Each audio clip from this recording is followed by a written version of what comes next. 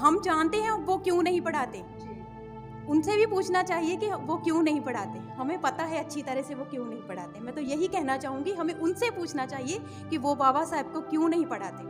और जैसे कोई माता है जो बाबे के जाते हैं, वो सूख लेते हैं कि मैं ऐसी नौकरी मुझे मिल जाए तब मैं ये चढ़ावा चढ़ाऊँगी। तो उनको ये नहीं पता होता कि उससे उसको जॉब नहीं मिली है, उसको स्टडी के उसके क्वालिफिकेशन की बेस से उसे नॉलेज मिली है जो हक हमने बाबा साहब ने दिया है। अगर बाबा साहब हिस्ट्री को पढ़ने का हक नहीं देते तो फिर वो कैसे पढ़ लिख कर आगे बढ़ सकती थी, कैसे जॉब ले सकती थी, कैसे कॉम्पिटिशन में भाग ले सकती थी। कि अगर हम अपने समाज को जीवित रखना चाहते हैं, अगर हम उनके संविधान को ऐसे ही रखना चाहते हैं, तो हमें उस संविधान को पढ़ना होगा और उसके लिए हमें जहाँ पे जितनी भी हो सके बाबा साहब की बात रखनी होगी। अगर मैं किसी टीचर की कुर्सी पर बैठी हूँ तो बाबा साहब की बदौलत ही बैठी हूँ। अगर वो नहीं तो मैं भी कुछ नहीं। मैं अब शायद मेरी शादी हो चुकी होती, जब मेरे बच्चे होते, जब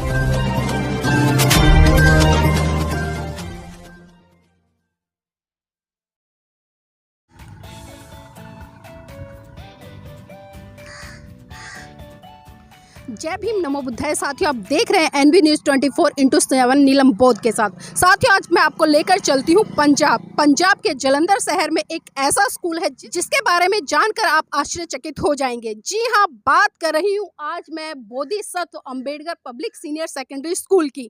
तो आइए देखते हैं कि इस स्कूल में ऐसा क्या खास है जो बहुजन मिशन मूवमेंट से जुड़ के बहुजन महान पुरुषों की विचारधारा को दर्शाता है। तो मैं, आपका नाम क्या है? जय भीम, मेरा नाम अंजलि गुप्ता है और मैं यहाँ हिंदी की अध्यापिका हूँ।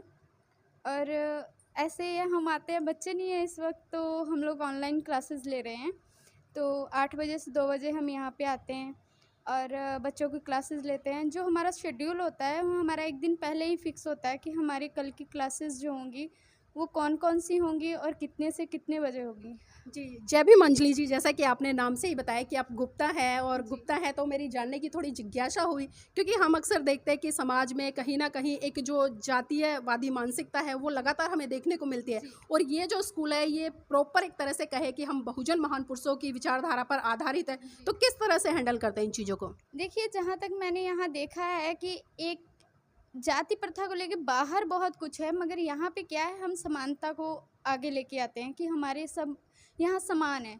मुझे कभी ऐसे नहीं लगा कि मैं किसके साथ बैठ रही हूँ, किसके साथ नहीं बैठ रही हूँ, या मेरे साथ यहाँ भेदभाव हो रहा है, या फिर कोई मुझे लेके टारगेट कर रहा है, या मैं किसी को लेके टारगेट कर रही हूँ। यहाँ पे हम सिर्फ समानता का भाव सीखते हैं। और मुझे लगता है कि जो हमें बाबा साहब सिखा गए हैं या बुद्धिज़्म सिखाता है, तो ये हमको समानता सिखाता है, ना कि जाति प्रथा से हमें बहुत दूर लेके जाता है। कि जैसा आपने बताया कि आपके साथ में किसी तरह का यहाँ पर भेदभाव नहीं होता है, ये लाजमी सी बात है क्योंकि आप उस वर्ग से आती है जहाँ पर भेदभाव आपके साथ में शायद मुश्किल हो। लेकिन मैं कहूँगी कि जो यहाँ के छात्र हैं, छात्राएं हैं, जो मतलब बहुजन समाज से जो बच्चे आते हैं उनके प्रति, और जो अन्य कैटेगरी के बच्चे हैं उनके प्रति आपका दृष्टिकोण कैसा होता है? कहीं नहीं, ऐसा नहीं होता है यहाँ पे, क्योंकि मुझे यहाँ पे जो सीखने को मिला है ना, तो मैं आपको बता सकती हूँ कि यहाँ पे जब मैं आई हूँ इस स्कूल में, मुझे लगता है 3 साल से ऊपर हो गए मुझे, और यहाँ पे जो मैंने शिक्षाएं ली हैं वो मुझे कहीं और नहीं मिलती। हम रोज़ यहाँ पे पहले, अब बच्चे नहीं आते तो हमारा शेड्यूल यहाँ का फिक्स होता है कि हम पहले 1 घंटा जो हमारी होती है मेडिटेशन क्लास होती है बुद्धिज़्म की, तो हम जब वो लेते हैं तो हमारे ये दिमाग से ये चीज़ें निकल जाती हैं कि हम कहाँ बैठे हैं, या हमारे सामने जो बच्चे बैठे हैं वो आधे बच्चे इस जाति के हैं, वो उस जाति का है। हमें यहाँ पे जाति तो हमें पता ही नहीं होती कि किस बच्चे की जात कौन सी है। हमारे लिए सब एक समान होते हैं, तो हम ऐसे ही पढ़ाते हैं। जैसे जो एक बच्चा है वही मेरे लिए सारे समान बच्चे हैं, चाहे वो ब्राह्मण परिवार से आया हो, चाहे वो क्षत्रिय हो, चाहे वो शूद्र हो, चाहे वैश्य हो, मेरे लिए सारे समान हैं। क्योंकि यहाँ पे मेरे लिए विद्यार्थी हैं और मैं यही सीखती हूँ कि मुझे विद्यार्थी को पढ़ाना है और अच्छे समाज में उसको भेजना है, क्योंकि समाज में यहाँ से बच्चा जो सीख के जाएगा वही तो एक नया समाज तैयार करेगा। अगर हम यहीं से उसको जाति भर के भेजेंगे तो बाहर तो फिर वो जाति प्रथा तो पनपेगी। हमें वही चीज़ तो ख़त्म करनी है। जी, बिल्कुल सही कहा कि जैसा कि बुद्ध का जो प्रिंसिपल है करुणा, मैत्री, भाईचारा और समानता का है, और यहाँ पर अध्यापिका जी और हैं, उनसे भी जानना चाहेंगे आपका नाम क्या है? गुरजीत कौर है। गुरजीत कौर जी, जैसा कि हम देख पा रहे हैं कि यहाँ पर जो कैलेंडर है या जो भी मतलब पिक्चर्स बनी हुई हैं वो सभी मतलब बहुजन मिशन मूवमेंट को दर्शाती हैं। तो आपसे ये जानना चाहूँगी कि कितने सालों से आप यहाँ पर जॉब कर रहे हैं? मैं 4 साल से यहाँ पर जॉब कर रही हूँ। तो मैडम, जैसे कि आपने बताया कि आप सिख कम्युनिटी से आती हैं और जो ये स्कूल है ये बुद्ध आइडियोलॉजी पर आधारित है और बहुजन महान पुरुषों पर भी आधारित है। यहाँ आप किसी भी तरह की कोई बाध्यता नहीं है, चाहे हिंदू हो, मुस्लिम हो, सिख हो, ईसाई हो। लेकिन मैं आपसे जानना चाहूँगी, क्योंकि पर्टिकुलर आप एक विशेष समुदाय से आती है, तो बुद्ध की आइडियोलॉजी और जो सिखों की आइडियोलॉजी है जो कि नानक गुरु रहे हैं, उसमें किस तरह से समानता देखते हैं? मेरे को, मैं सच बताऊं तो ये सेम लगते हैं मेरे को। जैसे मैंने पहले भी डिस्कस किया हुआ है अपने यहाँ पर फ्रेंड्स के साथ, जो टीचर्स हैं वहाँ पर मैं डिस्कस करती हूँ कि सेम वही चीज़ है। सिखिज़्म में भी वही है कि समानता का हम संदेश देते हैं सबको, एक संगत में बैठकर, हम एक पंगत में बैठकर जैसे हम करते हैं। तो यहाँ पर जब मेडिटेशन करते हैं तो ये फील ही नहीं आता कि कौन से समुदाय से हैं। सेम वही है, सिर्फ नेम चेंज किए हुए आई थिंक। वैसे मेडिटेशन है तो वो सिमरन है, जस्ट ये नेम चेंज है। सेम वही जो सिखिज़्म में मैं फ़ील करती हूँ एज ए सिख। और यहाँ पर भी ये नहीं है कि कुछ मैं अगर बुद्धिज़्म को जैसे फॉलो कर रही हूँ या उनकी थ्योरी को पढ़ रही हूँ तो वो मैच नहीं हो रही सिखिज़्म के अकॉर्डिंग। ऐसा कुछ नहीं है। कि बहुत लोगों का ये है विचार कि अगर आप उस स्कूल में जाओगे तो वो आपको बुद्ध बना देंगे या कुछ ऐसा कर देंगे, कई लोगों का है। पर नहीं, ऐसा कुछ भी नहीं है। ये किसी का धर्म नहीं चेंज करवाते हैं, किसी की कम्युनिटी को चेंज नहीं करते हैं। सिर्फ ये कि जो सच है, जैसे सिखिज़्म है कि वो सच को मानता है, तर्क पर आधारित है, साइंस को मानता है। तो ये भी वही है, प्रैक्टिस करो, अपने आप अंदर ही है सब कुछ। कोई जैसे, तो जैसा कि आपने सुना कि अभी जो मैम है उन्होंने बड़े अच्छे तरीके से बताया कि यहाँ पर ना तो किसी पर्टिकुलर एक विशेष धर्म को महत्व दिया जाता है, ना ही किसी जाति को दिया जाता है यहाँ। हाँ जी, जब हमारे बच्चे स्कूल में एंटर करते हैं ना तो उनको जैसे गुड मॉर्निंग तो बच्चों को बोलते हैं ना, तो लेकिन हम उनको क्या बोलते हैं कि मोस्टली बच्चे हमारे जो है ना वो जय भीम बोलते हैं। तो जो भी आता है उनको हमारे बच्चे जय भीम बोलते हैं। यही सिखाया जाता है कि गुड मॉर्निंग बोलते हैं तो वो अलग से है। अगर जय भीम बोलते हैं ना, इसमें से हमारे अंदर से जो है ना वो एक रिस्पेक्ट निकलती है बाबा साहब के बारे में। क्योंकि वो जो हमारे आइकन हैं, जिनकी बदौलत हम आज यहाँ पर खड़े हैं और जिनकी बदौलत आज हम इस मुकाम पर खड़े हैं, तो वो सिर्फ बाबा साहब की बदौलत ही है। जी, तो आपको जानकर आश्चर्य होगा कि यहाँ पर जितने भी स्टूडेंट्स आते हैं और या टीचर्स हैं या जो भी स्टाफ है, वो सभी जय भीम से एक दूसरे को संबोधित करते हैं। और वास्तव में जय भीम कोई जय भीम नहीं है। जय भीम का नारा अगर हम बात करें तो जय भीम एक समानता है, जय भीम एक बंधुता है, जय भीम एक करुणा है, जय भीम एक मैत्री करुणा भाईचारे का संदेश है। जय भीम अपने आप में एक बहुत बड़ा संबोधन है। जय भीम को पर्टिकुलर कुछ विशेष लोग जाति समुदाय से जोड़कर देखते हैं, लेकिन जो इस तरह से देखते हैं वो बहुत गलत है। तो हम और भी यहाँ पर अध्यापिकाएं हैं, उनसे भी आपको रूबरू कराना चाहेंगे। जय भीम मैम। जय भीम जी। जय भीम। आपका नाम क्या है? अमनदीप। अमनदीप जी, अभी ऑनलाइन क्लासें चल रही हैं, तो किस तरह से फेस कर रहे हो ऑनलाइन क्लासें और ऑफलाइन क्लासों के अंतर थोड़ा सा? ऑनलाइन क्लासेस मैम इजी नहीं है, बच्चों के लिए बहुत डिफ़िकल्ट है। ऐसे तो पहले तो फ़ोन की प्रॉब्लम है, पेरेंट्स के पास अगर दो बच्चे हैं तो उनके लिए ये कि बच्चे को एक को फ़ोन देना बहुत मुश्किल है।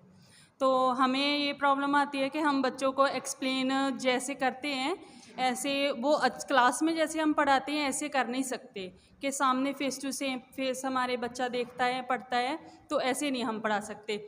मगर हम अब ऐसी कोशिश करते हैं कि जैसे अब गूगल मीट पे हम क्लास लगाते हैं तो बच्चों को बताते हैं, एक शब्द को बोलने की प्रैक्टिस करवाते हैं। हमारे पास छोटे बच्चे हैं तो उनके आगे आगे बच्चे बोलते हैं। ऐसे तो अब बच्चों ने रिस्पॉन्स करना शुरू कर दिया है।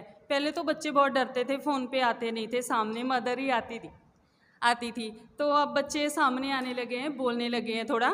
तो प्रॉब्लम तो बहुत है, लेकिन क्या कर सकते हैं। कोरोना के टाइम में हम चाहते हैं कि स्कूल खुल जाएं तो बच्चों को फेस टू फेस अभी बच्चे स्कूल आएँ तो उनको पढ़ाएं। जी बिल्कुल, ये ऑनलाइन क्लासें हो रही हो वास्तव में बच्चों के भविष्य के साथ में कहीं ना कहीं खिलवाड़ है। क्योंकि जो ऑफलाइन कक्षा में एक अध्यापिका बच्चों से आइज़ कांटेक्ट करके अच्छे तरीके से पढ़ा सकती थी, समझा सकती थी, वो इस समय नहीं हो पा रही हैं। कुछ अध्यापिकाएं और हैं हमारे साथ में, आपका नाम जानना चाहूँगी।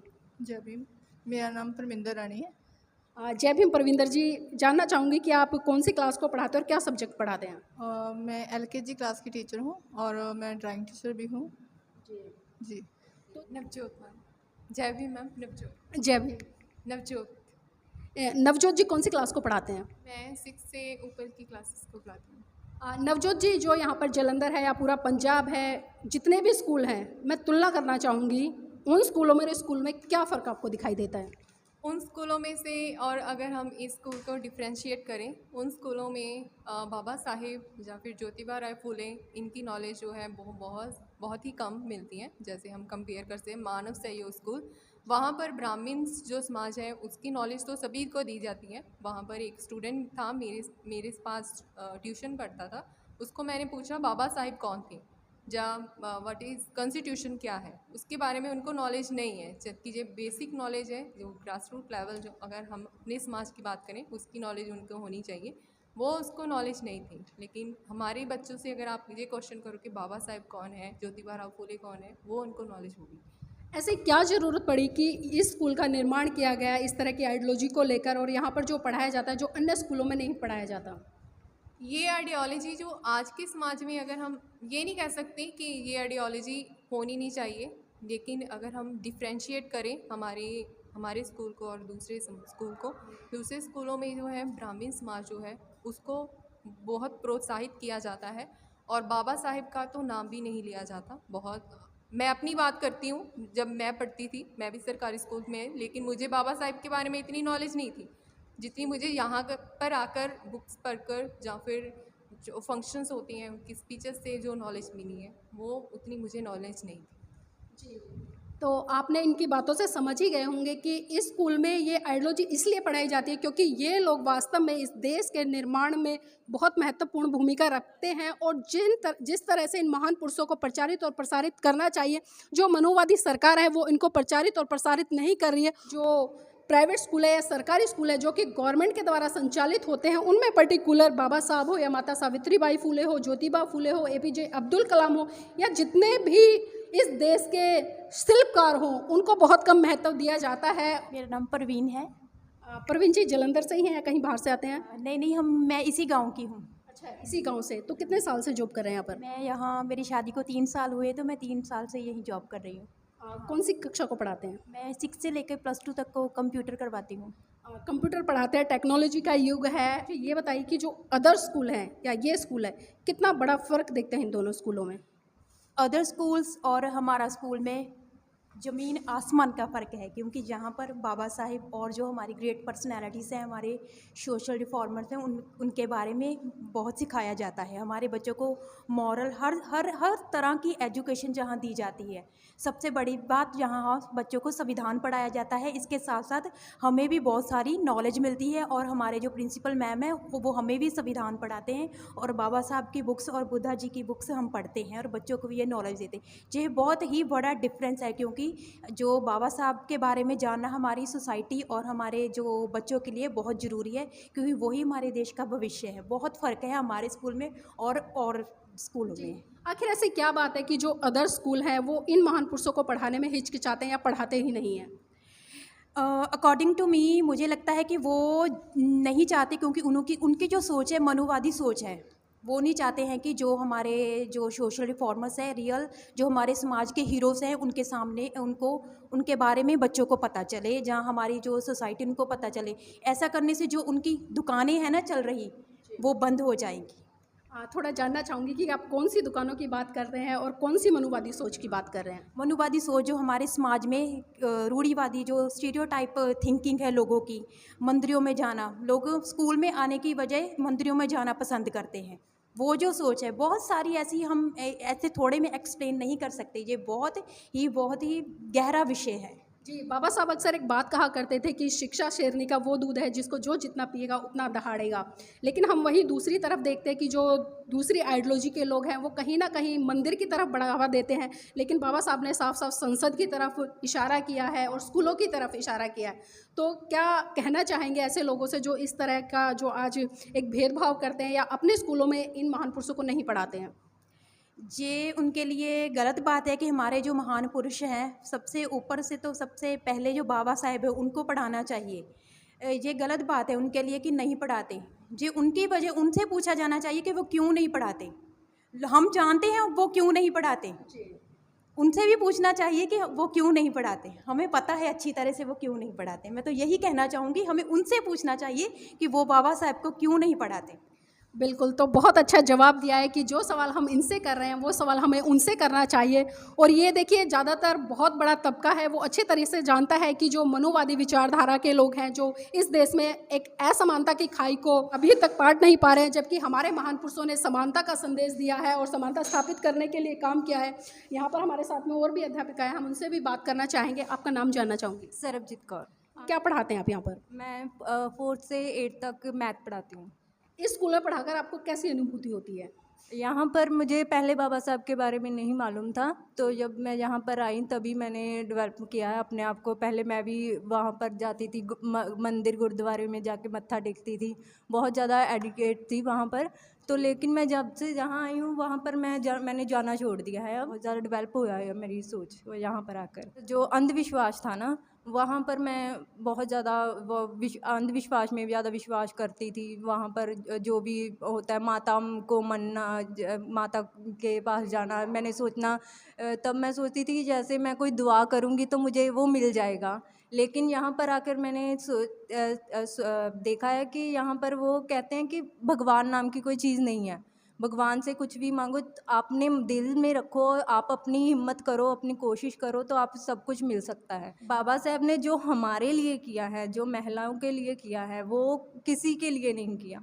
अगर आप फिर भी कहती हैं कि फिर भी वो अंधविश्वास की तरफ जाती हैं, तो आज अगर आप यहाँ पर बैठे हो, अगर मैं किसी टीचर की कुर्सी पर बैठी हूँ तो बाबा साहब की बदौलत ही बैठी हूँ। अगर वो नहीं तो मैं भी कुछ नहीं। मैं अब शायद मेरी शादी हो चुकी होती या मेरे बच्चे होते, जब भी ऐसी कंडीशन मेरे सामने होती जहाँ पर मैं आगे नहीं बढ़ सकती। तो उनके लिए यही मैं कहूँगी कि आप बाबा साहब को पढ़ें और फिर उनकी जो उन्होंने हमें लॉ दिए हैं उन पर चलें तो हम अच्छे बन सकते हैं। जी बिल्कुल, बहुत अच्छे तरीके से बात रखी है मैम ने अपनी। उन्होंने बताया कि अगर इस देश की महिलाएं किसी भी मुकाम पर हैं तो वो इस देश के संविधान रचयिता परम पूज्य बाबा साहब के कारण है, क्योंकि अगर वो इस देश का संविधान नहीं लिखते, इस देश में महिलाओं के लिए वो हक अधिकार सुनिश्चित नहीं करते जिनसे कि महिलाएं पुरुषों के बराबर कंधे से कंधा मिलाकर चल सके। इसी कड़ी में मेरे साथ में मैडम, आपका नाम क्या है? मेरा नाम कमलजीत है। कमलजीत जी कहाँ से आते हैं? मैं जहाँ से नियर है धनाल कला, वहाँ से आती हूँ। कौन सी कक्षा को पढ़ा रहे हैं? मैं जहाँ पे 5वीं कक्षा तक पढ़ा रही हूँ। हमें जहाँ पे पढ़ाते हुए बहुत अच्छा लगता है, क्योंकि जहाँ पे लेकिन देखा जाए अभी के जो भी स्कूल हैं सभी में बाबा साहब की बातों को, जैसे उनके संविधान के बारे में बहुत कम पढ़ाया जाता है। और जहाँ पे अगर बात करें तो हमें बहुत प्राउड फील होता है कि हम जहाँ पे बाबा साहब जी की जीवनी के बारे में और उनके जो उन्होंने हमें जो अधिकार दिए हैं, संविधान लिखा है हमारे लिए, तो हमें उसके लिए जहाँ पे चर्चा करके और बच्चों को बताकर बहुत मान फील होता है और बहुत अच्छा लगता है कि हम बच्चों में उनकी सोच को डेवलप कर रहे हैं और हमारे समाज को उनकी देन है उनके बारे में बता रहे हैं। तो हमें यहाँ पे कार्य करके बहुत अच्छा लग रहा है और हमें इस बात की खुशी है कि हमारा जो समाज है, जो हमारे बच्चे हैं, जो हमारा आने वाला समाज है, वो इन सभी बातों से ज्ञान प्राप्त करता है और इन सभी बातों से जानकार होते हैं। जहाँ पे देखा जाए अगर बाकी स्कूलों में, जैसे सरकारी स्कूल हो गए और प्राइवेट स्कूल हैं, वहाँ पे बाबा साहब की सोच को नहीं बताया जाता, लेकिन हमें जहाँ पे मान महसूस होता है कि हम जहाँ पे बाबा साहब की बात करते हैं और उनके दिए गए हमें अधिकार हैं, हक हैं, उनकी बात करते हैं। और हम जहाँ पे यही बताना चाहेंगे कि अगर हम अपने समाज को जीवित रखना चाहते हैं, अगर हम उनके संविधान को ऐसे ही रखना चाहते हैं, तो हमें उस संविधान को पढ़ना होगा और उसके लिए हमें जहाँ पे जितनी भी हो सके बाबा साहब की बात रखनी होगी। और जहाँ पे मुझे एक बात याद आ रही है बाबा साहब की, कि पढ़ने के लिए लड़ना होगा, लड़ने के लिए पढ़ना होगा। किताबें तो बहुत सी पढ़ी होंगी आपने, लेकिन हक और अधिकारों को जानने के लिए संविधान को पढ़ना होगा। यही मेरी बात है आपसे। बहुत खूब मैम, आपने बहुत सुंदर पंक्तियों के माध्यम से समझा दिया है कि इस देश के लोगों को क्या करना चाहिए और क्या करने से उनका भला हो सकता है। तो जैसे कि ये मतलब जो लेडीज़ हैं वो बाबा साहब को मतलब नहीं मानते कि इसकी बदौलत हमको ये पद मिला है। और जैसे कोई माता है जो बाबे के जाते हैं, वो सूख लेते हैं कि मैं ऐसी नौकरी मुझे मिल जाए तब मैं ये चढ़ावा चढ़ाऊँगी। तो उनको ये नहीं पता होता कि उससे उसको जॉब नहीं मिली है, उसको स्टडी के उसके क्वालिफिकेशन की बेस इससे उससे नॉलेज मिली है जो हक हमने बाबा साहब ने दिया है। अगर बाबा साहब हिस्ट्री को पढ़ने का हक नहीं देते तो फिर वो कैसे पढ़ लिख कर वो आगे बढ़ सकती थी, कैसे जॉब ले सकती थी, कैसे कंपटीशन में भाग ले सकती थी, तो उसको ये नहीं पता होता। वो अंधविश्वास है। जब हम बाबा साहब को पढ़ेंगे, उसके बारे में पूरा संविधान पढ़ेंगे, संविधान में लिखा होगा कि हमें कौन से अधिकार मिले हैं, तो उसके बाद में वो जानेगी। जब हम पढ़ते नहीं है, बाबा साहब के बारे में नहीं पढ़ते, बस संविधान के ऊपर वैसे हमें पता है कि बाबा साहब ने संविधान लिखा है, पर हम पढ़ते नहीं है क्योंकि उसके बीच में क्या लिखा, हमें कौन से अधिकार मिले हैं। हम जब अब मैं स्कूल में हूँ, टीचर हूँ, तो मुझे सिर्फ बाबा साहब की बदौलत है क्योंकि उन्होंने हिस्ट्री को पढ़ने का राइट दिया और हम पढ़ लेकर और बाबा साहब को जान रहे हैं और बुद्ध हमको भी जान रहे हैं। और बुद्ध हमें भी यही सिखाते हैं कि मानव को मानव समझा जाए, ना कि गॉड पर विश्वास करके गॉड ही आएगा ऊपर से हमें हेल्प करेगा। हमें अपना दीपक आप बनना है, अपने लिए आप रोशनी पैदा करनी है, वो हम पढ़ लिख कर सकते हैं। और बाबों को जैसे कि हम चढ़ावा चढ़ाते हैं, माता के सूख लेते हैं, को उससे कुछ नहीं होगा, वो अंधविश्वास है। जी, इस तरह की आइडियोलॉजी आप सिर्फ खाली स्कूल में ही प्रसारित करते हैं या जहाँ पर आप रहते हैं या समाज के आस पड़ोस के लोग हैं उनमें भी इस तरह की चर्चाएं करते हैं? हाँ जी, करते हैं। जैसे हमारे घर है पास ही गांव में फूलपुर के, तो हम आसपास में जब गुरुद्वारे में इकट्ठे होते हैं तो लेडीज़ है जो भी हमारे गांव की है, तो हम ऐसे चर्चा करते हैं। तो किस तरह का रिस्पांस देखने को मिलता है अदर्स महिलाओं का? रिस्पॉन्स बहुत कम मिलता है क्योंकि वो एक तो अनपढ़ लेडीज है, तो उसको अंधविश्वास में पक्का हो गया है कि वो हम जब बात करते हैं तो वो मुझे इग्नोर कर देते हैं कि ऐसे कीजिए, तो ऐसे कहते रहते हैं। जैसे कि चिराग करते हैं, हम कहेंगे कि वहाँ चिराग नगद करो, वही जो तेल है जो अब चिराग में डालते हो वो घर के खाने के लिए इस्तेमाल करो, तो वो सोचते हैं कि ये हमें उस अच्छी जगह जाने से रोक रहे हैं। तो हम बहुत कोशिश करते हैं। बहुत खूब। तो आपने देखा कि इस स्कूल की अध्यापिकाएं कितनी जागरूक है और वो जागरूकता केवल स्कूल में ही नहीं दिखाती है बल्कि स्कूल की चार दीवारी के बाहर भी वो जागरूकताएं आपको देखने को मिलती हैं। ये समाज में चाहे गुरुद्वारे में जाए या जो भी इनका आस पड़ोस है उसमें महिलाओं को बड़े अच्छे तरीके से समझाती हैं कि किस तरह से जो पाखंडवाद है उसकी जड़ें बहुत गहराई तक गई हुई हैं और उनसे बाहर निकलकर आपको एक विज्ञान की तरफ, एक साइंस की तरफ, एक मानव कल्याण के लिए बढ़ना है और एक ऐसे मार्ग पर चलना है जिससे कि आप अपने देश का, अपने राष्ट्र का निर्माण कर सकें।